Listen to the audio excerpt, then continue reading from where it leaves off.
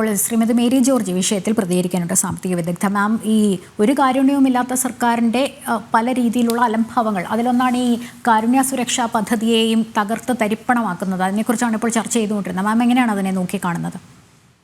അതായത് 2012 KM മാണി ധനമന്ത്രി ആയിരിക്കുമ്പോഴാണ് കാരുണ്യ lottery എന്നൊരു ലോട്ടറി കൊണ്ടുവന്നത്. ആ ലോട്ടറിയെ ഈ കാരുണ്യ ബെനവളന്റ് സ്കീം, അതായത് പാവപ്പെട്ടവർക്ക് 5 പ്രധാനപ്പെട്ട രോഗങ്ങളുടെ ചികിത്സ, അതായത് ഹൃദയ ശസ്ത്രക്രിയ, ലിവറിന്റെ പ്രശ്നങ്ങള്, അതുപോലെ തന്നെ കിഡ്നിയുടെ പ്രശ്നം, ക്യാൻസർ, ഇതുപോലെയുള്ള 5 പ്രധാന രോഗങ്ങൾക്ക് പിന്നെ പ്രതിവിധി തേടുന്ന പാവങ്ങൾക്ക് അതിൽ നിന്ന് രക്ഷപ്പെടാൻ ഉള്ള പണം സാധ്യത കാണത്തില്ല. അപ്പൊ അങ്ങനെയുള്ളവരെ പരിരക്ഷിക്കാൻ വേണ്ടിയാണ് ഈ കാരുണ്യ ലോട്ടറി കൊണ്ടുവരുന്നത്.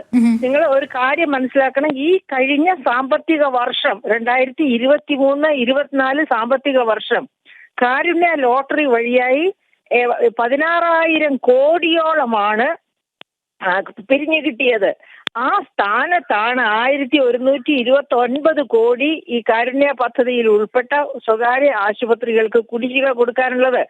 എവിടെ പോയി കാരുണ്യ ലോട്ടറിക്ക് വേണ്ടി കാരുണ്യ ലോട്ടറി വിറ്റ് സമ്പാദിച്ച പണം? ആ പണം പോലും വകുപ്പ് മാറ്റി ചെലവഴിച്ച കെടുകാര്യസ്ഥതയും ധൂർത്തുമാണ് ഇന്ന് കേരളത്തിൽ നടന്നുകൊണ്ടിരിക്കുന്നത്. അതിന്റെ തിരിച്ചടിയാണല്ലോ അവര് പാർലമെന്റ് ഇലക്ഷനിൽ ഏറ്റുവാങ്ങിയതും.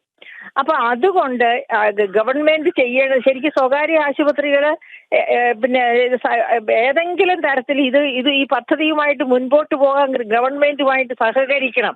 അതിന് നിങ്ങളെപ്പോലുള്ള മാധ്യമങ്ങൾ വളരെ ശക്തമായ രീതിയിൽ പ്രതിഷേധമുയർത്തണം. അങ്ങനെ പ്രതിഷേധം ഉയർത്തുമ്പോൾ മാത്രമാണ് ഈ പാവപ്പെട്ട രോഗികൾക്ക് ഏതെങ്കിലും തരത്തില് അതായത് ഇതിന്റെ പ്രയോജനം കിട്ടും. അല്ലെങ്കിൽ അവർക്കൊന്നും, നമുക്കറിയാം, ഞാനൊരു ഉദാഹരണം കൂടെ പറയാം. അതായത് ഒരു എഞ്ചിനീയർ തന്നെ ഈ അടുത്ത ദിവസം എന്നോട് പറഞ്ഞു, അദ്ദേഹം എഞ്ചിനീയർ എന്ന് വെച്ചാൽ ഇലക്ട്രിസിറ്റി ബോർഡിൽ നിന്ന് റിട്ടയർ ചെയ്ത ഒരു എഞ്ചിനീയറാണ്. അദ്ദേഹത്തിന് ക്യാൻസർ ബാധയാണ്. അപ്പൊ ഹൃദയ പരിശോധനയ്ക്ക് വേണ്ടിയിട്ട് ആദ്യം തന്നെ ഗവൺമെന്റ് ഓഫ് ഇന്ത്യ നടത്തുന്ന ഇന്ത് ലാബിൽ പോയി ഹൃദയത്തിന്റെ പരിശോധന നടത്തി. ആ റിപ്പോർട്ടും കൊണ്ട് വേറൊരു സൂപ്പർ സ്പെഷ്യാലിറ്റി ഹോസ്പിറ്റൽ, ആ ഹോസ്പിറ്റലാണ് ഇദ്ദേഹത്തെ ക്യാൻസറിന് ചികിത്സിക്കുന്നത്. അവിടെ ചെന്നപ്പോ അവര് പറഞ്ഞു വീണ്ടും ഒന്നോടെ ഇത് നോക്കണമെന്ന്, ഹൃദയം പരിശോധിക്കണമെന്ന്. പരിശോധിച്ചപ്പോ റിസൾട്ട് ചെയ്യുമോ, പക്ഷെ ആദ്യം ഇന്ത് ലാബിൽ 70 രൂപ കൊടുത്തെടുത്ത് ഇവിടെ അദ്ദേഹം 250 രൂപ കൊടുക്കേണ്ടി വന്നു. അദ്ദേഹം തന്നെ നേരിട്ട് എന്നോട് പറഞ്ഞതാണ്. അത്ര വലിയ അന്തരമാണ് ഈ സ്വകാര്യ ആശുപത്രികളും മെഡിക്കൽ കോളേജ്. അപ്പൊ നമ്മുടെ മെഡിക്കൽ കോളേജിന്റെ അവസ്ഥ നമുക്കറിയാം.